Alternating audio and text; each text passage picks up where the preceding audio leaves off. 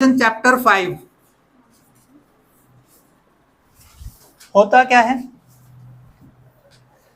Number, terms या expression. Numbers, terms और expression एक इसमें गिन सकते हैं। एक्सप्रेशन जब एक पर्टिकुलर गैप से बढ़ते या कम होते हैं, तो इस तरह के प्रोग्रेशन को अर्थमेटिक प्रोग्रेशन में काउंट करते हैं। एग्जांपल, जैसे कि कोई टेबल लो, ये 3 है, ये नंबर है। 3 के बाद हमने लिखा 6, एक नंबर है। 6 के बाद लिखा 9, एक नंबर है। 12 एक नंबर है। 15 एक नंबर है, और इस तरह से चलते चले। तब ये क्या है, प्रोग्रेशन हो रही है नंबर्स के बीच में। पहला नंबर, दूसरा नंबर, तीसरा नंबर, चौथा नंबर, इन सब के बीच का जो गैप है वो क्या, एक पर्टिकुलर नंबर है, वो क्या है 3। तो एक पर्टिकुलर नंबर से क्या हो रहा है, ये गैप बढ़ रहा है। वो अलग भी हो सकता है, पर पर्टिकुलर नंबर मैंने इसलिए वर्ड इस्तेमाल किया। एक्सप्रेशन में जैसे कि x लिखा यहां पर, फिर उसके बाद 3x लिख दिया, 5x लिख दिया, 7x लिख दिया, 9x लिख दिया, सो। तो अब ये प्रोग्रेशन कैसे हो रहा है, 2 के गैप से। ये नंबर आपका नेगेटिव पॉजिटिव कैसा भी हो, कुछ भी, उससे कोई फर्क नहीं पड़ता। बस ये है कि जो गैप होना चाहिए ना इनके बीच का, वो क्या होना चाहिए, सेम होना चाहिए। अगर ऐसे कम या ज्यादा हो रहा हो तो वो क्या कहलाता है, अर्थमेटिक प्रोग्रेशन। जैसे कि फिर से लिख के अगर हम इसे यहाँ पे -10 लिख दिया, -8 लिख दिया, अच्छा ये भी बढ़ ही रहा है, -12 लिख दिया, -14 लिख दिया, -16 लिख दिया, सो ऑन टिल कहां तक है, कोई बात नहीं, उससे फर्क नहीं पड़ता। ठीक है, कम हो या ज्यादा हो, पर क्या होना चाहिए, पर्टिकुलर गैप से बढ़ना या घटना चाहिए। अब ऑब्वियस सी बात है कि आप क्या करोगे, आपने एक चीज नोटिस करनी है कि आप कहीं से तो शुरुआत करोगे। जैसे इसे 3 से किया, इसे x से किया, -10 से किया, कहीं से तो शुरुआत करोगे। उस शुरुआत का जो एक टर्म है उसका एक पर्टिकुलर पोजीशन है। हर एक टर्म की एक पोजीशन है। भाई ये पहले नंबर पर है, दूसरे पर है, तीसरे पर, चौथे पर है, 5वें पर है। इसके बाद में भी कुछ आएंगे, वो लिखे नहीं है, वो भी ना किसी किसी पोजीशन पर होंगे। ठीक है ना। तो हम हर एक को ऐसे शो करते हैं। पहली पोजीशन को हम क्या करते हैं, A1, दूसरी पोजीशन होगी तो उसको A2, A3 and so on. अब चाहे उसे A से शो करो, चाहे इसे T से भी शो कर देते हैं। T stand for term. ठीक है, T1, T2, T3, T1, T2, T3, सो। अच्छा, सिंपल है, आप इस चीज को सोचो। भाई यहां पर हमने, यहां पर A लिखा है, यहां पर 1 लिखा है ना। A मतलब कि पर्टिकुलर नंबर को बता रहा है, A1 क्या बता रहा है, उसकी पोजीशन को बता रहा है ना। ऐसे ये A इसको बता रहा है, 3 इसकी पोजीशन को बता रहा है। कौन से नंबर पर है, 3rd नंबर पर है। अब यहां पर कोई ऐसा नंबर लिख दें, सपोज करो मैंने यहां पर लिख दिया 90 मान लो, तो मुझे यहां से यहां के बीच का गैप में एकदम से 90 आ गई। कौन से नंबर पर, ये पता नहीं है, ये पता नहीं है, पर ये इसमें तो है, पर कौन से नंबर पर है पता नहीं है, इसलिए उसके लिए क्या लगाते हैं, n। क्या लगाते हैं, n। और n का मतलब यहां पर है नेचुरल नंबर।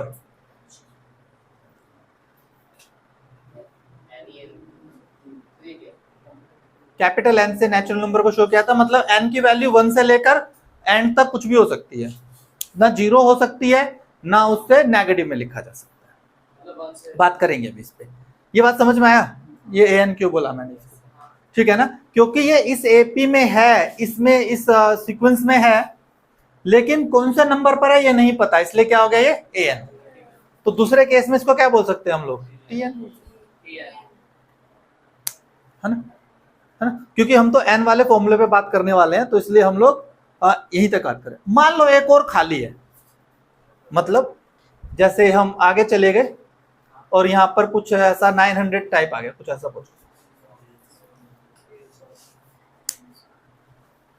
अब मान लो मुझे इसकी भी पोजीशन नहीं पता चल रही, तो n तो मैं इस्तेमाल कर चुका हूं, तो यहां को क्या रख सकते हैं हम, a m, एक और वेरिएबल। ज्यादातर हम m n या फिर p q ऐसे इस्तेमाल करते हैं, पर हमारे लिए 2 या 3 टर्म ही मिस करते हैं, तो m n लेते हैं ज्यादातर, वैसे m भी ले सकते हैं। मैंने 2 मिस करके इसलिए दिखाया क्योंकि आगे जाके जब हम इस्तेमाल करें तो कंफ्यूजन ना रहे। तो ऐसे सभी टर्म्स जिसकी पोजीशन मालूम नहीं है, ठीक है, उसको हम किससे शो करेंगे, a n a m, इस तरह से, ठीक है। AP क्या है, नंबर टर्म एक्सप्रेशन जो एक पर्टिकुलर गैप से बढ़ते या कम हो, ठीक है। और ऐसे पर्टिकुलर गैप से जो टर्म बढ़ रहे हैं कम हो रहे हैं तो क्या है, सीक्वेंस है, ठीक है। एक्सप्रेशन वर्ड भी मैंने इसके अंदर इस्तेमाल कर दिया है, ध्यान रखना, ठीक है। आगे बात यहां तक समझ में आ गई होगी। अब जहां से हम शुरू कर रहे हैं वो A1 है, इस A1 को बोलेंगे हम लोग फर्स्ट टर्म। क्या हो गया ये, फर्स्ट टर्म। इसे A1 या A भी बोल देते हैं सिंपली। जो पर्टिकुलर गैप से कोई सीक्वेंस बढ़ रहा है या कम हो रहा है, चल रहा है आगे, उसको बोलते हैं D से डिनोट करते हैं, वो है कॉमन डिफरेंस। कॉमन डिफरेंस मतलब हर एक कॉन्जिक्यूटिव टर्म्स के बीच का जो गैप है वो कॉमन, मतलब सेम है, सामान्य। तो देखो ना यहां सब में क्या है, गैप सेम है, उस गैप को क्या बोला है, कॉमन डिफरेंस। हमारे केस में an जो है हम लोग बोल रहे हैं उसको लास्ट टर्म, पर ऐसा जरूरी नहीं कि लास्ट टर्म हो, इसका मतलब एक ऐसी टर्म जो कौन से नंबर पर है पता नहीं है, उसके लिए an इस्तेमाल किया जाता है, ठीक है। और इसको L से भी शो कर देते हैं, L स्टैंड फॉर लास्ट।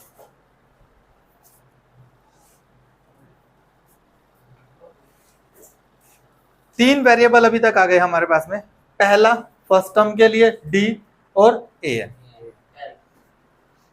ठीक है।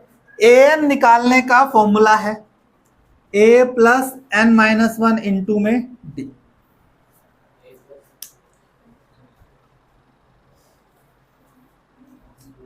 जो इसमें डिफरेंट होता है ना वो a ही, पहली टर्म है आपके पास में तो A1 हो गया, a ही है फॉर्मूले के अकॉर्डिंग। पहली टर्म का मतलब आपके पास n कितना है, 1 है। पहली टर्म का मतलब क्या है, n कितना है, 1 है, तो 1 माइनस 1 क्या हो गया, 0, तो D खत्म। तो पहला टर्म A1 a ही तो हो गया, है ना। पर अगर मुझे सेकंड टर्म की बात करनी है, A2 की बात करनी है, तो क्या हो, तो a प्लस n की जगह क्या रखेंगे, 2, n की जगह क्या रखेंगे, 2 माइनस 1 इंटू में D। तो अभी क्या आ रहा है, a प्लस 2 माइनस 1, 1, तो 1 इंटू D। तो A2 को क्या लिख सकते हैं आप, a प्लस, हाँ फिर एक और चीज करते हैं, एक और बार लिख लेते हैं, A3 मतलब a plus 3 minus 1 into D मतलब a प्लस 2D। अच्छा, मैं कहना क्या चाहता हूं, मैं कहना ये चाहता हूं कि कोई पर्टिकुलर टर्म आपको लेनी है तो इस फॉर्मूले के अकॉर्डिंग आप उसको एक्सपेंड कर सकते हो। यहाँ प्रॉब्लम क्या है, यहाँ n नहीं पता तो n-1 दिखाई दे रहा है, पर इस केस में क्या है, मुझे n पता है ना, तो ये n-1 थोड़ी दिखाई देगा, जो यहां होगा यहां पर क्या होगा, एक कम, ये तो हुआ है भाई। यहाँ 2 था तो D के साथ क्या है, 1, यहाँ 3 है तो D के साथ क्या है, 2, है ना। अगर मैं बोलूं A5 है तो A प्लस में 4D लिख दो, अगर A 100 है तो A प्लस 99D।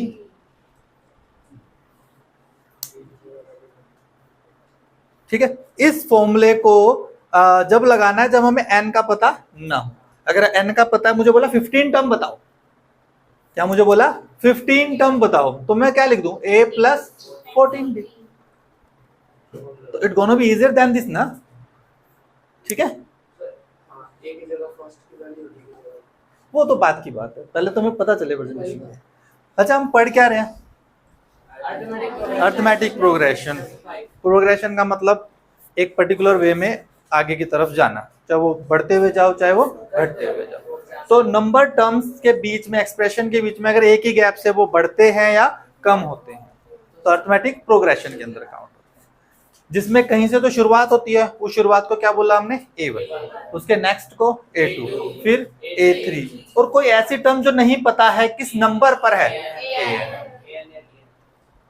A1 मतलब फर्स्ट टर्म, वर्ड इस्तेमाल होगा फर्स्ट टर्म ये है, सेकंड टर्म ये है, तो फर्स्ट टर्म मतलब A1।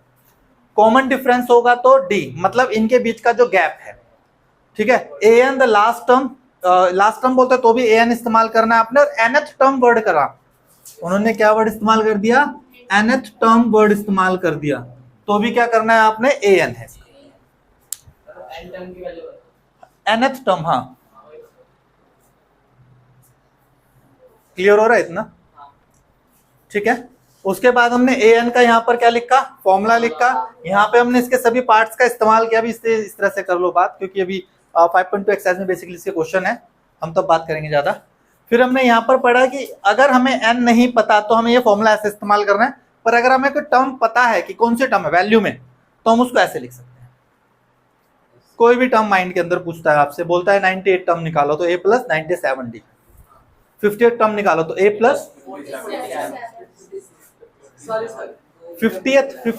50th टर्म है तो A + 49D। गेटिंग? ठीक है, तो यहां तक की बात समझ में आ रही है। अब इसके आगे हम क्वेश्चंस पे थोड़ा सा बात करना शुरू कर देंगे, है? कॉमन डिफरेंस पता चल गया, और nth टर्म, लास्ट टर्म भी कहते हैं जिसे। तो फर्स्ट टर्म क्या है?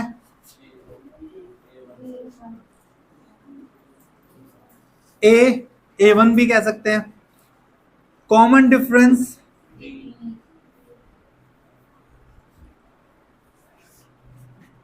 CD शॉर्ट फॉर्म हो गया। अच्छा इसको निकालना कैसे है कॉमन डिफरेंस? तो आपके पास जो भी प्रोग्रेशन दिया उसकी दो कॉन्जिक्यूटिव टर्म पकड़ो, कोई भी कॉन्जिक्यूटिव टर्म, और उनका डिफरेंस लो, क्योंकि सब में डिफरेंस क्या रहता है? सेम ही तो रहता है। बेसिकली हम लोग पहले फॉर्मूला लिखते हैं A2 - A1, पर मान के चलो अगर आपको कहता है कि भाई A17 और A16 दो टर्म दिया आपको, तो क्या अब D नहीं निकलेगा? अब भी निकल जाएगा। 17 में से क्या करोगे? 16 को माइनस कर दो, ठीक है। गैप ज्यादा हो तब भी आ जाता है, गैप ज्यादा हो तब भी आता है। जैसे कि सपोज करो A22 है और यहां पर A16 है, मान के चलो। अब मुझसे पूछा D बताओ, तो अब क्या करना है? वैसे बात कर रहे हैं, अब क्या करना है कि A22 की वैल्यू में से A16 की वैल्यू माइनस करो, टर्म के बीच का गैप नीचे लिख दो। कितना गैप है? 6, तो D आ जाएगा सीधा। पर इस पे बात बाद में भी कर सकते हैं हम लोग। अभी फिलहाल मैं कॉमन फॉर्मूला लिख रहा हूं। कॉमन फॉर्मूला है AN - AN - 1, ये कॉमन फॉर्मूला है। मतलब अगर 20th टर्म दी है, यहां पर 20 है, तो यहां पर सीधा क्या आएगा? 20 - 1 19 का। अगर यहाँ 5 है तो यहाँ पे क्या आ जाएगा? 4, है ना। यहाँ पे अगर 50 है तो यहाँ पे क्या आ जाएगा? 49। तो ये जनरल फॉर्मूला हो गया आपके पास, ठीक है ना। A2 - A1 अगर दो टर्म पहले की दी हो, तो अगर ये ना दी हो तब आप इसका इस्तेमाल कर सकते, ठीक है। टांगों को कंट्रोल में रखो, ठीक है जी। इतना समझ में आ गया हमें। अब इसके बाद AN वाला फॉर्मूला आप लास्ट टाइम लिख ही लिया था। AN क्या है? A + n - 1 इंटू में D, nth टर्म हो गया। अच्छा अगर AN की जगह आपसे AM बोला जाए तो क्या फॉर्मूला होगा भाई? तो n की जगह क्या आ जाएगा? M आ जाएगा, सिंपल है। तो A प्लस में क्या होगा? M - 1 इंटू में D। अच्छा जी पहला क्वेश्चन देखो क्या कह रहा है हमारे इसमें। Second question 5.2 exercise second question, हाँ 5.1 5.1 एक्सरसाइज सेकंड क्वेश्चन देखो क्या कह रहा है क्वेश्चन में। ए दिया है, डी दिया है, आपको कितनी टर्म निकालनी है? 4 टर्म निकालनी है। ए आपके पास कितना है? 10, डी कितना है? 10 है। 4 टर्म निकालनी है। तो फर्स्ट टर्म क्या है? ए ही होती है। सेकंड टर्म क्या है? ए प्लस डी। थर्ड टर्म क्या होता है? ए प्लस 2d। फोर्थ टर्म क्या है? ए प्लस 3d। आपको ए भी पता है, डी भी पता है, वैल्यूज रख दीजिए, आंसर अवेलेबल हो।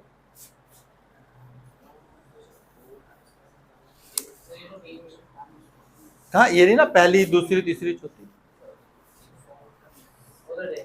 ये जितने भी हैं 3-4 पार्ट है आपके, 5 पार्ट है, सारे ऐसे ही होंगे। घर पे कर लोगे, मुझे पूरी उम्मीद है। कोई ऐसा पार्ट जो आप मुझसे करवाना चाहते हो तो प्लीज मत करवाओ। क्वेश्चन नंबर 3 पर आ जाओ। अब इसमें भी कुछ करवाने लायक रह रहा है? हाँ जी, इसकी मूछें बना दी तुम लोगों ने।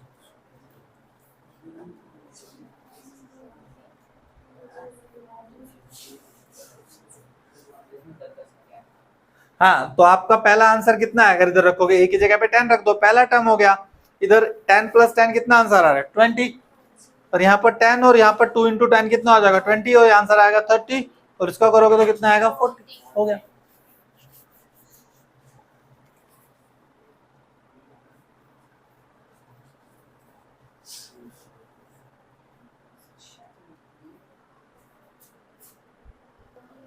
क्वेश्चन नंबर 3 में पूछ रहा है first term and common difference. First term क्या है?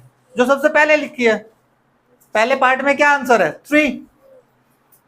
पहले पार्ट में क्या आंसर है? 3। तो 3 क्या हो गई? फर्स्ट टर्म हो गई। कॉमन डिफरेंस क्या है? सेकंड टर्म में से फर्स्ट टर्म माइनस कर। तो 1 - 3 क्या आंसर आएगा? -2। 1 - 3 क्या आंसर आएगा? -2। एपी है 3, 1, -1, -3 सो ऑन। अब आपके पास ए कितना है? 3। डी क्या है? A2 - A1। 1 - 3 आंसर कितना आ रहा है? -2। तो यही पूछ रहा है first term and common difference. यहाँ पे तो 31 लिखा हुआ है। 31 लिखा है क्या?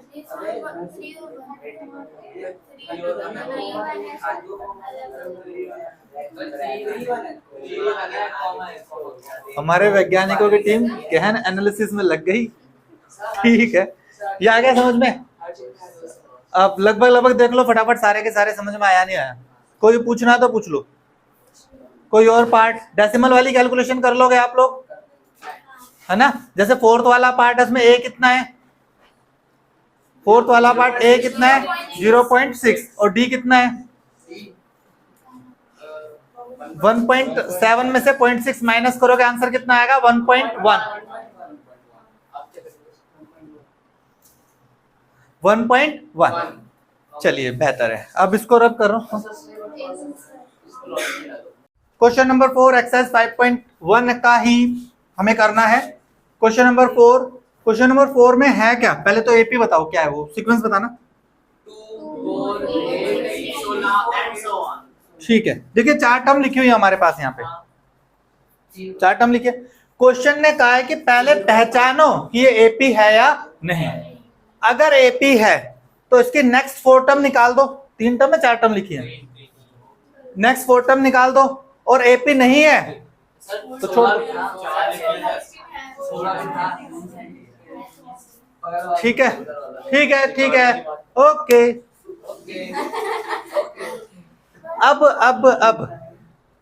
अब क्या करना है? टर्म्स दी है, हमें पहले पता करना है एपी है या नहीं। हमें सिंपल पता है एपी कब होगी? जब गैप क्या होगा? सेम। गैप क्या होगा? सेम। कोई भी 2 टर्म उठा लो, गैप सबका सेम होना चाहिए। गैप अगर अलग है तो एपी नहीं। तो पहले एपी चेक कर लो। हाँ, तो इसका सिंपल सा तरीका क्या है? इसका सिंपल सा तरीका क्या है कि कोई भी 3 टर्म पिक कर लो। ये भी बेस्ट तरीका होता है। कोई भी 3 टर्म पिक कर लो, बीच वाली टर्म का ट्वाइस करो और इन दोनों का सम कर दो। क्या ये इक्वल आ रहा है? अगर ऐसा नहीं हो रहा है तो मतलब ये एपी में नहीं, ये एपी में नहीं है। इसका दूसरा तरीका, आप निकालो दो, एक D1 और एक D2। जो देख के पता चल रहा है ना, आगे आने वाले क्वेश्चनों में ना देखकर पता नहीं चलेगा। अभी देखो इसके अंदर ही कुछ काफी सारे 15-16 पार्ट है इसके। करना करना सारा होमवर्क में है। 20 पार्ट है क्या? 15 एक बार। चलो प्लीज प्लीज प्लीज देखो, D1 निकालना है मुझे, तो D1 का मतलब क्या, A2 माइनस में A1 लिख दिया, इन दो टर्म का इस्तेमाल किया। D2 के लिए मैं A3 माइनस में क्या इस्तेमाल कर लेता हूँ, A2। कोई भी दो टर्म ले दिया ना मुझे, तो मैंने इन दोनों टर्म का इस्तेमाल कर दिया। तो यहाँ पर आंसर कितना आएगा, 4 माइनस 2, आंसर कितना आ रहा है 2। और यहाँ पर कितना है आपका 8 माइनस 4, आंसर कितना आ रहा है 4। तो D1 बराबर नहीं है D2, तो ये एपी नहीं है, इसको आगे सॉल्व नहीं कर।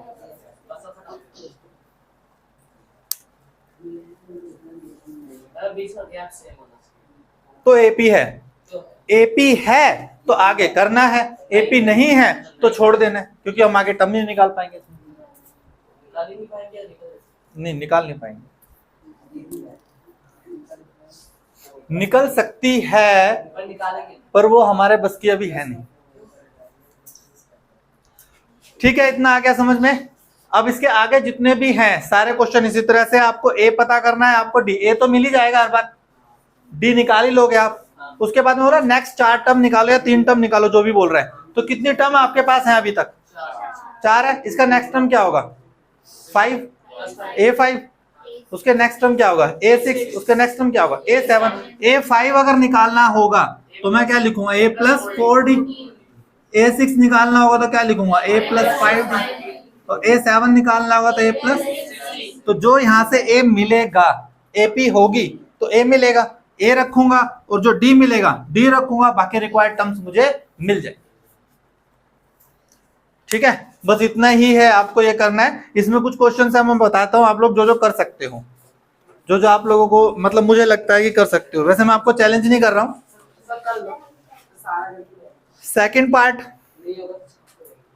सेकंड पार्ट आप इसका कर सकते हो, फोर्थ पार्ट आप इसका कर सकते हो, फिफ्थ पार्ट आप इसका कर सकते हो। सेकंड, फोर्थ, फिफ्थ, फिफ्थ के बाद है सेवंथ पार्ट,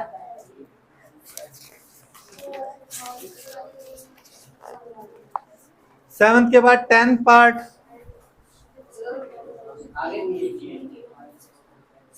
10 के बाद 15 पार्ट।